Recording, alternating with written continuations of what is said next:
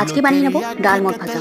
এই ডালমড ভাজা খেতে হবে একদম বাইরে বাজারের মতো মুচমুচে এবং স্বাদে কোনো অংশে কম নয়। তার জন্য আমি এখানে ছোলা ডাল নিয়ে নিয়েছি এবং সেটাকে খুব ভালো করে ধুয়ে জলে ভিজিয়ে রেখে দেবো সারা রাতের জন্য। জলে ভেজানোর সময় আমি কিছু বেকিং সোডাও দিয়েছিলাম যাতে এটা খুব তাড়াতাড়ি ফুলে ওঠে, একদম মুচমুচে বাইরে দোকানে যেরকম ফোলা ফোলা ডালমড পাওয়া যায় সেই রকম। সকালবেলা ডালগুলো বেশ ভিজে ফুলে উঠেছে।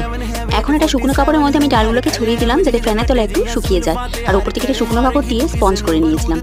এবারে একটা মশলা বানিয়ে নেবো। তার জন্য নিয়েছি কাশ্মীরি লঙ্কার গুঁড়ো, লাল লঙ্কার গুঁড়ো, সামান্য চাট মশলা, বিট নুন আর নর্মাল নুন। এখন ফ্যানের তলায় ডালগুলো বেশ শুকিয়ে গেছে, মানে জল একদম নেই। এখন তেল গরম করে নিলাম হাই ফ্লেমে, আর তারপরে মিডিয়াম ফ্লেম করে ডালগুলোকে ছেড়ে দিচ্ছি।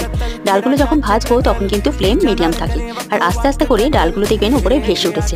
যখন উপরে ভেসে উঠেছে তার মানে বুঝবেন ডাল ভাজাটা হয়ে গেছে। আমি ডালগুলোকে তুলে নিলাম, আর সেই তেলের মধ্যে কিছু চিনাবাদামও ভেজে নিয়েছিলাম। তারপর যে মশলাটা রেডি করেছি সেই মশলা 2 চামচ দিয়ে খুব ভালো করে মিলিয়ে নিলাম। তাহলে রেডি হয়ে যাবে একদম বাইরে বাজারের মতো মুচমুচে আর টেস্টি ডালমড ভাজা।